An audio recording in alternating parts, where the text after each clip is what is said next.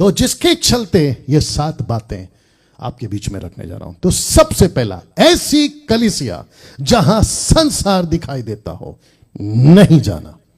बिल्कुल साफ कह रहा हूं, क्रिस्टल क्लियर स्टेटमेंट दे रहा हूं, नहीं जाना। क्यों? लिखा है याकूब 4:4, याकूब की किताब उसका 4 अध्याय वचन 4। आइए देखते क्या लिखा है। लिखा है व्यभिचारिणियों, प्लूरल फॉर्म, व्यभिचारिणियों। क्यों? ये कौन से व्यभिचारी लोग हैं? वो नहीं जो शारीरिक संबंध रखते हैं, ये वो लोग हैं जो परमेश्वर के साथ और संसार के साथ मित्रता करते हैं। ये वो कॉन्टेक्स्ट है। लिखा है हे व्यभिचारिणियों, क्या तुम नहीं जानती? हे व्यभिचारिणियों, क्या तुम नहीं जानती कि संसार से मित्रता करनी परमेश्वर से बैर करना है? Jesus Christ. कैसे कोई चर्च संसार से भी मिल रहा है और चर्च भी चला रहा है? कैसे कोई चर्च का पास्टर संसारिक भी है और आत्मिक भी है? कहता है कि संसार से मित्रता करनी परमेश्वर से बैर करना है। सो जो कोई संसार का मित्र होना चाहता है वह अपने आप को परमेश्वर का बैरी बनाता है। मत्ती 7:21 क्यों ऐसा कहता है? मैं तुझे नहीं जानता। हे प्रभु कहता रहेगा। प्रॉफिट है, अपोस्तल है, पास्टर है, बाइबल टीचर है, दुष्ट आत्मा निकाला, प्रोफेसीज करी, आश्चर्य कर्म करा, मुर्दे जिंदा कर लिया। अरे भाई, तुमने क्या नहीं कर लिया? बट जीसस क्यों कहता है कि आई नेवर न्यू यू? इसके पीछे वजह है ये, क्योंकि परमेश्वर को तुमने अपना बैरी बना लिया। और वजह क्या है साहब? संसार से मित्रता। क्या जिस किसी को अभी जो मुझे देख रहा है कम से कम 700 के आसपास, 750 के आसपास, मैं उन सभी को पूछ रहा हूं, क्या आपका जो चर्च अभी आप जा रहे हैं, कोई भी स्टेट हो, महाराष्ट्र, पंजाब, कर्नाटका, जिस किसी भी स्टेट से आप अभी मुझे सुन रहे हैं, मैं चाहता हूं कि आप चेक करो, आपके चर्च को चेक करो। क्या आपके चर्च में संसार दिख रहा है? अगर आपके चर्च में संसार दिख रहा है, पास्टर डैनियल हमको थोड़ा सा और खुल के बताओ। लीजिए, बता रहा हूं। बॉलीवुड, हॉलीवुड, पॉलिटिक्स आपके चर्च में घुस गए हैं। आपके पुलपिट से जो प्रीचर पास्टर है ना, वो बॉलीवुड और हॉलीवुड और पॉलिटिक्स से जुड़ा हुआ या मिला हुआ या लिप्त है। ऐसे बातें आपके चर्च में घुस गई हैं। फिल्मी गीत गाते हैं धड़ल्ले से, सुनते भी हैं, गाते भी हैं, और खुद को ईसाई कहते हो। तुमको शर्म आनी चाहिए। तुम पिक्चर के गाने गाते हो। परमेश्वर को पूछो कभी, जीसस को पूछो कभी, क्या परमेश्वर ये लीला शीला टाइप के गाने आपको पसंद है? क्या आप भी गाते हैं? तमाचा मिलेगा आपको परमेश्वर से। You understand this? कुछ लोग कहते हैं कि पास्टर डैनियल, कुछ लोग अंदर थे हॉलीवुड बॉलीवुड, वो वहां से निकलकर मसीह बन गए, लेकिन वो अभी भी पिक्चरों में काम कर रहे हैं। ए भाई, उसको देखकर मसीह जीवन जियोगे या परमेश्वर का जो वचन है उसके मुताबिक जियोगे? वो तो ठोकर खाएगा ही खाएगा। उसके चलते तुम क्यों ठोकर खा रहे हो? मेरा क्वेश्चन ये है। थोड़ा सा बुद्धि का इस्तेमाल करो। मैं इतना सख्त क्यों हूं? क्योंकि चिंता है। मैं इतना सख्त क्यों हूं और मेरे शब्द इतने कठोर क्यों हैं? ऐसा होता ना, अगर मैं मजदूर होता तो मैं ऊपर से लेपा पोती कर रहा होता, ये सख्त बातें नहीं कर रहा होता। मैंने हमेशा एग्जाम्पल दिया है, जब मैं ग्रेट कमीशन करता था, 2 तरह के ड्राइवर होते हैं जो गाड़ी चलाते हैं, 2 तरह के। एक वो जो आपकी नॉर्मल गाड़ी चलाता है, सरकारी गाड़ी चलाता होगा, प्राइवेट कार चलाता होगा, वो ड्राइवर की बातचीत और उसका रहन सहन बिल्कुल अपोजिट होगा जो ड्राइवर एम्बुलेंस चलाता है। आपका जो नॉर्मल गाड़ी चलाता है ना, वो कॉफी पीने उतर सकता है, वो पेपर पढ़ सकता है, मोबाइल चेक कर सकता है, लेकिन जो एम्बुलेंस चलाता है ना, वो ये सब नहीं कर सकता। पता है क्यों? क्योंकि उसके पीछे एक आदमी है जिसकी जान बचानी है। ये फर्क है। कुछ लोग मुझे कहते हैं, इफिसियों 4:5, मुझे कहते हैं speak the truth in love. ठीक है, वो एक एंगल है, लेकिन speak the truth in love Jesus को कैसे समझाओगे जब वो मंदिर में सबकी पिटाई कर रहे थे? पौलुस को कैसे समझाएंगे जब वो पीटर को डांट रहा था? पतरस को कैसे समझाएंगे जब वो प्रचार करते थे? क्या बात करते हो यार। तो जिसके चलते बॉलीवुड, हॉलीवुड, पॉलिटिक्स क्यों? कुछ चर्चों में ये बकायदा सिखाते हैं कि वोट इसको देना, वोट उसको देना, बीजेपी को देना या कांग्रेस को देना। बीच में जब हम थे साथ में, अब नाम तो मैं लेता नहीं हूं, बोला झाड़ू वाले को वोट देंगे। बोला क्यों? वहां से कुछ कलेक्शन आता होगा। हद है साहब। आजकल चर्च के अंदर पॉलिटिक्स हो गए, राजनीतिक घुस गई है। पिक्चर के गाने धड़ल्ले से गाए और सुने जा रहे हैं। फेसबुक और यूट्यूब की रील्स आप घंटों देखते रहते हैं, घंटों। आपको पता तक नहीं चलता है कि आपका टाइम चला गया। और उसी टाइम पर आपको पढ़ना होता है बाइबल, उसी टाइम पर आपको बैठना होता है प्रार्थना में, आपको खुद को एजुकेट करना होता है। हिस्ट्री को पढ़ो, वचन जिसका प्रचार कर रहे हैं उसको जानो। जो पास्टर्स हैं, मैं उनकी तक बात कर रहा हूं, रील्स में बंद गए वो लोग। आप फेसबुक और यूट्यूब का रील्स देखते रहते हो, बताइए। और ये लड़ाई झगड़ा, गाली गलौज, एक विश्वासी ऐसी ऐसी गालियां बकता है। कितने रिपोर्ट मेरे पास आते हैं, पास्टर्स की भी बात कर रहा हूं, पास्टर्स की भी बात कर रहा हूं। मां बहन की गालियां, ऐसी ऐसी गालियां जो अविश्वासी बोलते हैं। आप चर्च के अंदर पुलपिट पे खड़े होते हो संडे के दिन, और बाकी 6 दिन तुम दुनियादारी। इसको कहते हैं कि संसार। अगर जिस किसी कलीसिया में संसार दिखाई दे रहा है, वो चर्च को छोड़ देना, नहीं जाना। मैं फिर कहता हूं, पिक्चर जाना, थिएटर जाना, रील्स देखना, आपको सोचना चाहिए। कुछ लोग कहते हैं, हालांकि मेरे पास वक्त कम है, मुझे कुछ लोग कहते हैं कभी कभी चलता है। अच्छा बेटा, कभी कभी चलता है। आपको पता है लूसीफर का आदत क्या है? लूसीफर का एक ही काम है, एक बार कर ले बस।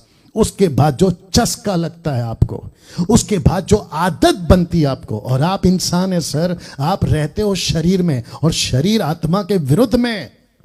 ये बात को समझा करो। आप कुछ लोग कहते हैं अरे मैं तो संभल जाऊंगा, अरे मैं तो अंदर जाके बाहर आ जाऊंगा, अरे थोड़ा सा पाप करके फिर बाहर आ जाऊंगा।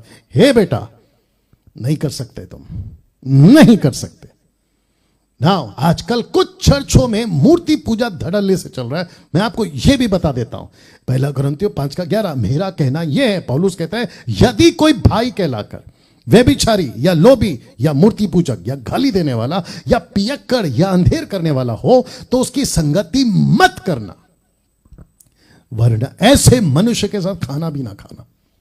मुझे बताइए, कुछ लोग बोल सकते हैं, अभी फेसबुक पे किसी ने बोला था, हम तो सबको प्यार करते हैं, सब चर्च में आपका स्वागत है। हे पागल, जिसको वचन नहीं पता है वो ऐसे कमेंट्स के बकवास करेगा। लेकिन पौलुस को क्या करोगे? ये वचन कहता है कि जो पियक्कड़ है, मूर्ति पूजक है, उसकी संगति नहीं करना, वरना ऐसे के साथ खाना तक नहीं खाना। अब बताइए, आप ये चित्र देख लो, यीशु की तस्वीर, यीशु की फोटो।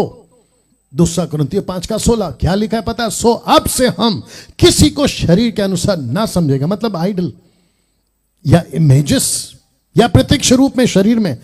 लिखा है, यदि हमने मसीह को भी शरीर के अनुसार जाना था, तो भी अब से उसको ऐसा नहीं जानेंगे, नहीं जानेंगे। आपका जो चर्च है ना, देखिए, चर्च के आगे माथा टेकना। कुछ लोग चर्च को कहते हैं चर्च के आगे माथा टेक लेंगे तो हमको कोई ब्लेसिंग मिल जाएगी। नहीं मिलेगी, यह मूर्ति पूजा है। कुछ लोग पास्टरों के पैर छूते हैं, कहते हैं पास्टर के पैर छूने से ब्लेसिंग मिले। बकवास है ये। किसी पास्टर का पैर नहीं छूना, क्योंकि वो प्रभु का दास है। यह टोटल मूर्ति पूजा है। माता पिता का पैर छू सकते आदर के रूप में, बड़े भाई का पैर छू सकते आदर के रूप में, बहू सास का पैर छू सकते हैं आदर के रूप में, ससुर का आदर के रूप में, कोई बुजुर्ग है घर का बाहर का आदर के रूप में। क्योंकि आदर अलग है, आराधना अलग है, वर्शिप अलग है, रिस्पेक्ट अलग है। लेकिन यहां पास्टर के पैर क्यों? मैंने कितने लोगों को, जब मैं पंजाब में था, मैंने कितने लोगों को रोका, मेरा पैर क्यों छू रहे हो? तो मुझे पता चला ये यहां की प्रथा चल रही है। कुछ कल्चर्स अगर बाइबल के विरोध में नहीं करना, कल्चर्स बोला यहां का कल्चर है, यहां तो चलता है। अभी पंजाब के लोग बोल रहे होंगे, अगर कोई पास, अरे आपको क्या पता, यहां तो यही चलता है। अरे भाई, यहां बहुत कुछ चलता है। 12-12 साल की लड़कियों की शादी करा देते थे ना 20-25 साल पहले, उसको क्यों रोक दिया? कल्चर के नाम पे वो भी चलता था। क्या बकवास करते हो यार। किसी पास्टर का पैर छूना गलत है, क्योंकि वो मूर्ति पूजा के बराबर है। पास्टर को आत्मिक पिता कहना, यह आजकल नया ट्रेंड शुरू हुआ है, और वो भी अफ्रीका से सबसे ज्यादा। बाकी भी चलता होगा, लेकिन अफ्रीका से डैडी पापा, अरे हद कर दिया यार। ऐसे किसी भी पास्टर को अगर देख रहा होगा, खबरदार। और वो कुरिन्थियों वाली बात, पौलुस वाली बात मेरे पास नहीं लाना, क्योंकि वो आउट ऑफ कॉन्टेक्स्ट है। वो आउट ऑफ कॉन्टेक्स्ट है। बाइबल या क्रूस को तकिए के नीचे रखना, यह भी मूर्ति पूजा है। यह भी मूर्ति पूजा। ऑयल या होली वाटर पर विश्वास रखना, यह भी मूर्ति पूजा है। इन सभी से पास्टर्स, चर्च के लोगों और जितने लोग अभी देख रहे हैं, मैं उन सभी को कहता हूं, 880, उन सभी को कहता हूं, आपको इन सब से दूर रहना है, क्योंकि यह मूर्ति पूजा है। यह सब एक्टिविटीज मूर्ति पूजा है। चर्च में, मैं अभी तक पहले पॉइंट पे हूं, मेरे साथ बने रहना, व्यभिचार कलीसियाओं में धड़ल्ले से चल रहा है। व्यभिचार, पौलुस कहता है पहला कुरिन्थियों उसका 4 या 5वां अध्याय में, कहते हैं कि ऐसे व्यभिचार होते हैं जो अविश्वासियों में भी नहीं होते। Can you believe this?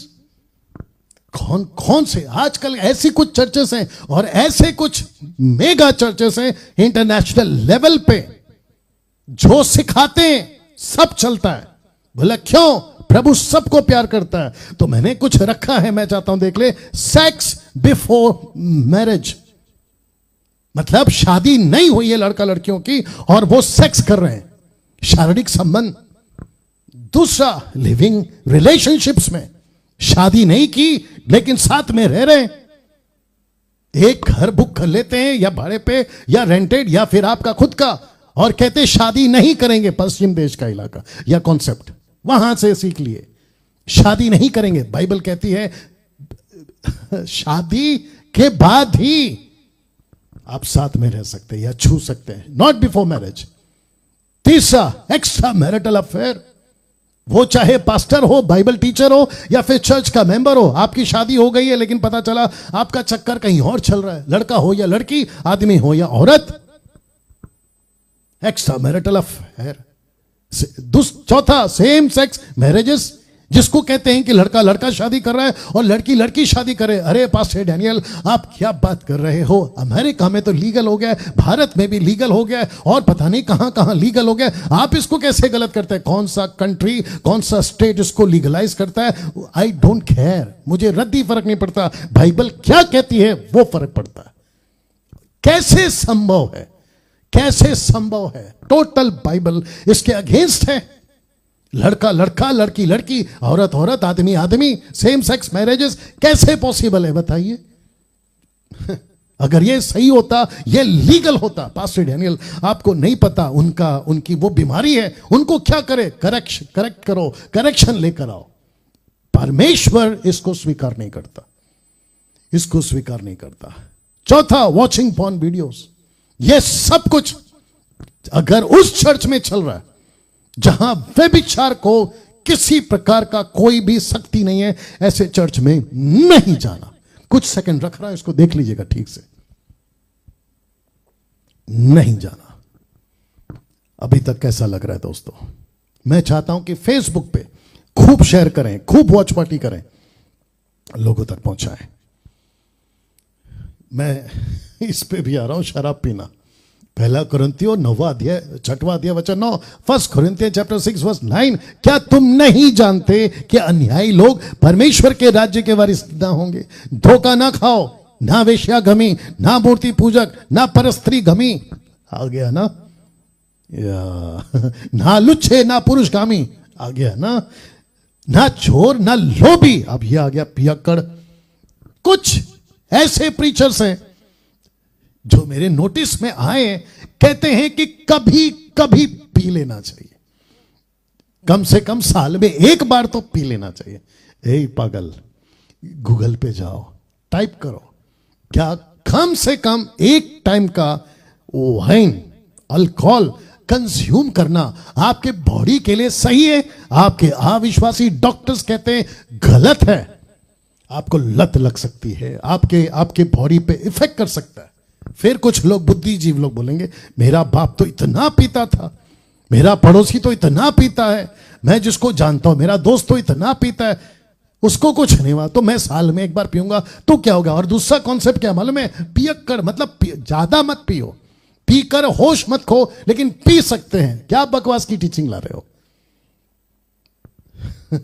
आपका परमेश्वर जिसने ये सिस्टम बनाया, क्या उसको नहीं पता है कि उसको ऐसे ही छोड़ दिया था। परमेश्वर को पता था कि भाई हम इंसान हैं, एक बार लत लग गई खत्म, घर का घर तबाह हो रहा है। शराब के चलते नौकरी छूट रही है, शराब के चलते तुम भटक रहे हो, प्रभु से दूर जा रहे हो, शराब के चलते। शर्म आनी चाहिए जो मसीह बनकर फिर से शराब पी रहा है। परमेश्वर के राज्य के वारिस नहीं होंगे, ना होंगे, ना होंगे। अब बताइए